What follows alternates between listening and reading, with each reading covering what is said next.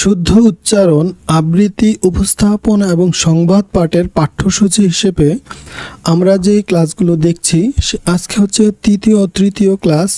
তো এই ক্লাসে আমরা জিভের ব্যায়াম নিয়ে কথা বলবো, যে আমাদের জিভার মধ্যে যদি জড়তা থাকে সেগুলো যেন কেটে যায়। তো আপনারা যেহেতু দেখছেন সেই ক্ষেত্রে আপনারা এটা বুঝে নেবেন যে কিভাবে করতে হবে, কারণ যেহেতু প্র্যাকটিক্যালি দেখানো হচ্ছে না, বুঝে বুঝে পড়ানো হচ্ছে, সেই ক্ষেত্রে আপনারা এই যে কথাগুলোর সাথে মিলিয়ে মিলিয়ে পড়ার চেষ্টা করবেন।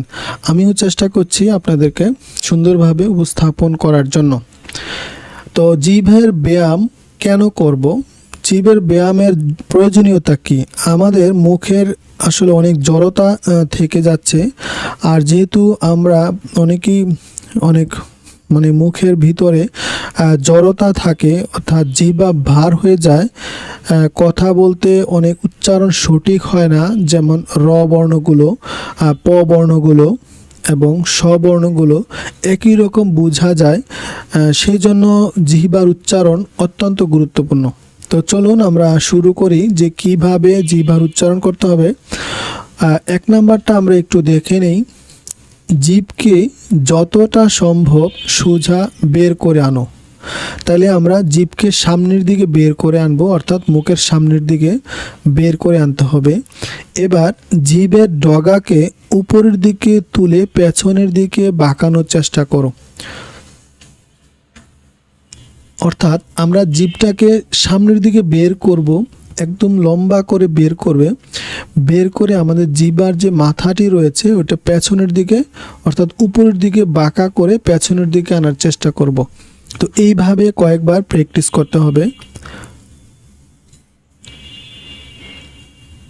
দেখুন, এরকম করলে কিন্তু জিহ্বার ডগাটি কিন্তু একটু মনে হচ্ছে হালকা হালকা ব্যথা লাগে। সেক্ষেত্রে খেয়াল করতে হবে যেন অতিরিক্ত জিহ্বার মধ্যে জোর বা প্রেশার না পড়ে, একটু প্রেশার পড়বে, সেটা যেন স্বাভাবিক থাকে।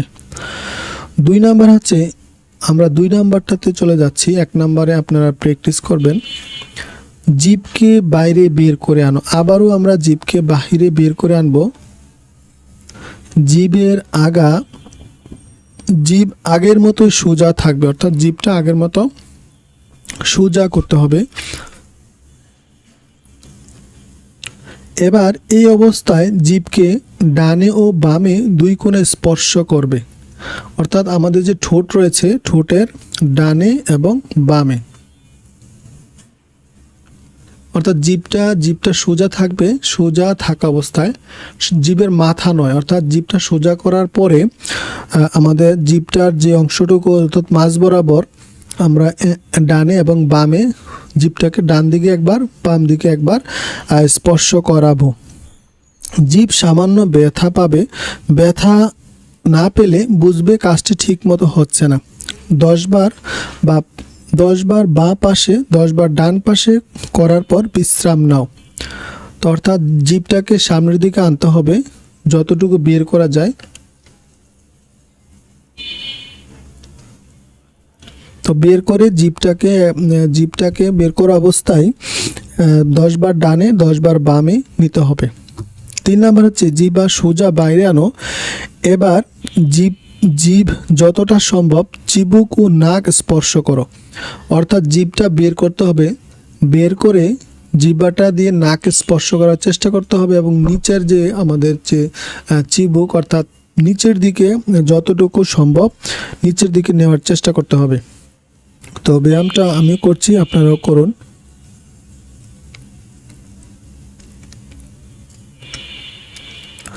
অর্থাৎ দেখা যাচ্ছে এখানে জিভে কিন্তু হালকা হালকা একটু ব্যথা অনুভব হয়, অর্থাৎ একটু টান পড়ে।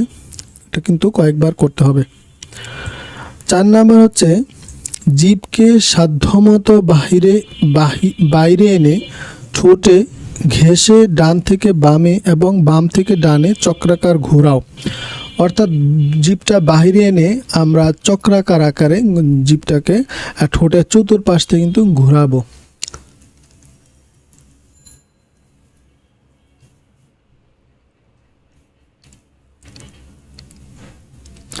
তো এইভাবে 5 থেকে 6 বার ঘোরাতে হবে।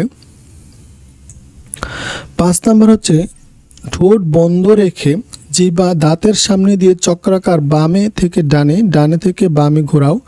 ডান দিকে 5 বার করার পর 5 বার বাম দিকে ঘোরাও। অর্থাৎ আমরা ঠোঁটটা বন্ধ করব। ঠোঁটটা বন্ধ করার পরে যে দাঁতের উপর দিয়ে একদম চতুর্পাশে, অর্থাৎ জিহ্বাটাকে দাঁতের চতুর্পাশে, ঠোঁটের চতুর্পাশে ডান দিকে 5 বার, বাম দিকে 5 বার ঘোরাবো।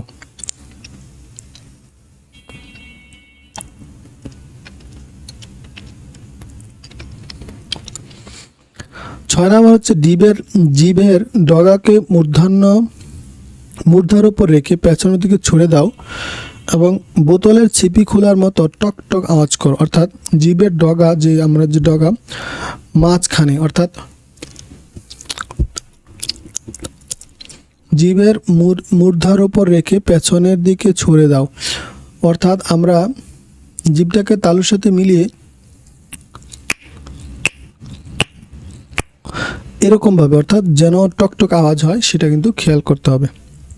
7 নাম্বার হচ্ছে মুখের 2 ইঞ্চির সামনে লম্বাভাবে একটু আঙ্গুল ধরো। মানে হচ্ছে জিভ, আমরা মুখের সামনে আমাদের 2 ইঞ্চির সামনে একটা আঙ্গুল দিতে হবে মুখের বাহিরে, ঠোঁটের বাহিরে, এবং সেটা কিন্তু জিহ্বাটা যেন, এবার জিহ্বা প্রতি সেকেন্ডে 1 বার করে আঙ্গুলে লাগাও। ক্রমে গতি বাড়ানোর চেষ্টা করো। অর্থাৎ আমরা ঠোঁটের বাহিরে কিন্তু আমাদের আঙ্গুলটা রাখবো 2 ইঞ্চি বাইরে, এবং জিহ্বাটাকে বের করে করে এই আমরা চেষ্টা করব আঙ্গুলটাকে স্পর্শ করার জন্য, এবং দ্রুত কয়েকবার করব, এবং যেটা আস্তে আস্তে যেন দ্রুত হয়।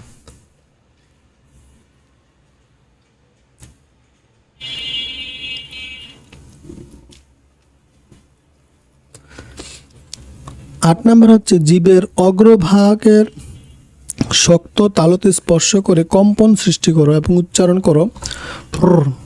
অর্থাৎ দুইটা ঠোঁটের ঠোঁট লাগবে, ঠোঁট দুইটা লাগার পরে ঠোঁট দুটাকে আমরা, অর্থাৎ ছোটোবেলায় আমরা গাড়ি যেরকম মোটর সাইকেল চালানোর জন্য আওয়াজ করতাম সেরকম প্রপ প্রপ,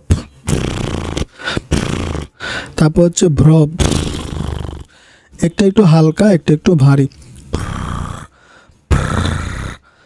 আর পর হচ্ছে অর্থাৎ দুটা ঠোঁটকে বাতাসের মধ্যে ছেড়ে দিতে হবে। তো অসংখ্য ধন্যবাদ। এই ছিল জিহ্বার আমরা যে ব্যায়ামগুলো করব, জিভের ব্যায়াম। তারপর হচ্ছে জিহ্বার জড়তা দূর করতে কিছু উচ্চারণ রয়েছে, এগুলা পরিষ্কার করে টাং টুইস্টার অনুশীলন, যেটাকে বলে টাং টুইস্টার অনুশীলন। জিহ্বার জড়তা দূর করার জন্য আমাদেরকে পড়তে হবে, প্রথমে আস্তে আস্তে পড়তে হবে, সঠিকভাবে সুন্দরভাবে পড়তে হবে, তারপরে এটা একটু স্পিডে আস্তে আস্তে স্পিড করতে হবে। তো 1 নাম্বারটা যদি আমরা পড়ি, পাখি পাকা পেঁপে খায়, পাখি পাকা পেঁপে খায়, পাখি পাকা পেঁপে খায়। এতে খেয়াল করতে হবে অল্প প্রাণ এবং মহাপ্রাণে কিন্তু আপনাকে সেইভাবে সঠিকভাবে উচ্চারণ করতে হবে। পাখি পাকা পেঁপে খায়, পাখি পাকা পেঁপে খায়, পাখি পাকা পেঁপে খায়। 2 নাম্বার হচ্ছে জলে চুন তাজা, তেলে চুল তাজা।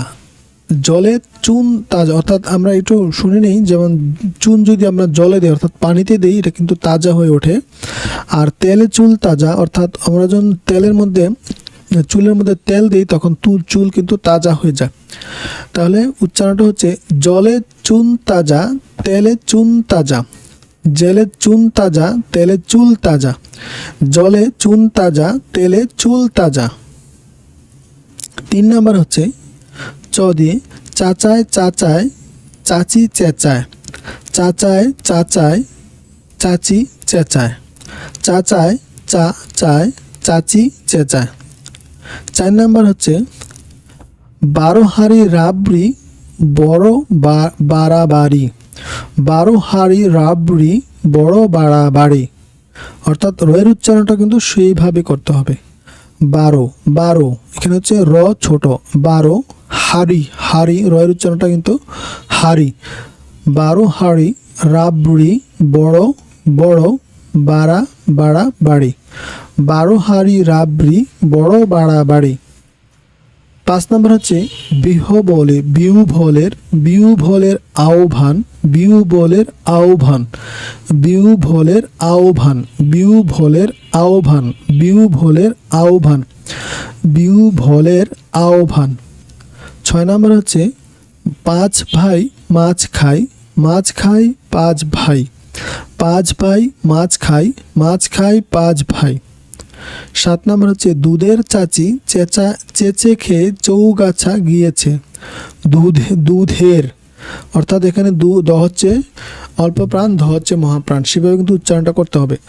দুধের চাচি চেঁচে খেয়ে চৌগাছা গিয়েছে। 8 নম্বর হচ্ছে পিঠ ঢাকা জামা কিনে, পিঠ ঢাকা জামা কিনে 1 ঢুক জল খাও। 9 নম্বর হচ্ছে দুষ্টু মেয়ের মিষ্টি কথায় বৃষ্টি নামে না, দুষ্টু মেয়ের মিষ্টি কথায় বৃষ্টি নামে না, স্পষ্ট করে বললে কথা ইষ্টি আসে না। দুষ্টু মেয়ের মিষ্টি কথায় বৃষ্টি নামে না, স্পষ্ট করে বললে কথা ইষ্টি আসে না। 10 নম্বর হচ্ছে বড় বাড়ি থেকে ঘোড়া কিনে এনে, বড় বাড়ি থেকে ঘোড়া কিনে এনে খাওয়াই মাংস তাকে, 5 দিন গেলে সেই বুড়ো ঘোড়া ব্যাঘ্রের মতো ডাকে, অর্থাৎ বাঘের মতো ডাকে। বড় বাড়ি থেকে ঘোড়া কিনে এনে খাওয়াই মাংস তাকে, 5 দিন গেলে সেই বুড়ো ঘোড়া ব্যাঘ্রের মতো ডাকে। তো আমরা প্রথমে হচ্ছে জিহ্বার যে অনুশীলন, এটা অত্যন্ত গুরুত্বপূর্ণ, জিহ্বার ব্যায়াম কিন্তু শিখলাম। আর 2 নাম্বার যেটি হচ্ছে টাং টুইস্টার, অর্থাৎ জিহ্বার যে জড়তা দূর করার জন্য উচ্চারণ পরিষ্কার করা টাং টুইস্টার অনুশীলনগুলো আমরা দেখলাম। তো আরেকবার একটু দেখে নেই। পাখি পাকা পেঁপে খায়, জলে চুন তাজা, তেলে চুল তাজা, চাচায় চাচি চেঁচায়, 12 হাড়ি রাবড়ি বড় বাড়াবাড়ি, বিহু বলে আহ্বান, 5 ভাই মাছ খায় 5 ভাই, দুধের চাচি চেঁচে খেয়ে চৌগাছা গিয়েছে, পিঠ ঢাকা জামা কিনে 1 ঢুক জল খাও, দুষ্টু মেয়ের মিষ্টি কথায় বৃষ্টি নামে না, স্পষ্ট করে বললে কথা ইষ্টি আসে না, বড় বাড়ি থেকে ঘোড়া কিনে এনে খাওয়াই মাংস তাকে, 5 দিন গেলে সেই বুড়ো ঘোড়া ব্যাঘ্রের মতো ডাকে। তো অসংখ্য ধন্যবাদ। এটা ছিল 3 নাম্বার ক্লাসের অনুশীলন। আমরা শুনছি শুদ্ধ উচ্চারণ, আবৃত্তি ও উপস্থাপনা এবং সংবাদ পাঠের পাঠ্যসূচির যে অনুশীলনগুলো। আমিও যেহেতু প্র্যাকটিস করছি, তাই আপনাদের সাথে প্র্যাকটিসের অংশ হিসাবে আমি কিন্তু শোনাচ্ছি। আমার উচ্চারণেও হয়তো স্পষ্ট বা ক্লিয়ার নাও হতে পারে কিছু কিছু বিষয়। তো আমি যেহেতু শিখছি, আপনারা ক্ষমা সুন্দর দৃষ্টিতে দেখবেন। আর যারা শিখছেন তাদেরকেও বলবো, আপনারা শুদ্ধভাবে কথাগুলো শোনার চেষ্টা করবেন এবং প্র্যাকটিস করবেন। তো এটা ছিল 3 নাম্বার ভিডিও। আপনারা যারা প্রথম এবং দ্বিতীয় ভিডিওগুলো দেখেননি, তারা উপরের 1 নাম্বার এবং 2 নাম্বার ভিডিওগুলো ধারাবাহিকভাবে দেখে আসবেন, তাহলে কিন্তু আপনাদের জন্য বিষয়টি সহজ হবে। তো সকলকে অসংখ্য ধন্যবাদ। তারপরে হচ্ছে আমাদের চতুর্থ ক্লাসে আমরা উচ্চারণ নিয়ে শিখব, ব ফলার উচ্চারণ এবং দ্বিতীয় কিছু উচ্চারণ যেগুলো আমরা প্রায় সময় ভুল উচ্চারণ করে থাকি। সেই জন্য আমাদের চতুর্থ ক্লাসটি হবে উচ্চারণের, অত্যন্ত গুরুত্বপূর্ণ। এবং একটি কবিতা আবৃত্তি রয়েছে বনলতা সেন, জীবনানন্দ দাশের। তো সকলকে আবারও ধন্যবাদ জানাচ্ছি চতুর্থ ক্লাসটি দেখার জন্য। এভাবে কিন্তু আমাদের অনেকগুলো ক্লাস রয়েছে, আপনারা একে একে দেখবেন, তাহলে কিন্তু শুদ্ধ উচ্চারণের আপনাদের কিন্তু অনেক ইমপ্রুভ হবে আশা করি। তো সকলকে আবারও ধন্যবাদ জানিয়ে আজকের মতো বিদায় নিচ্ছি। দেখা হবে চতুর্থ নাম্বার ক্লাসে।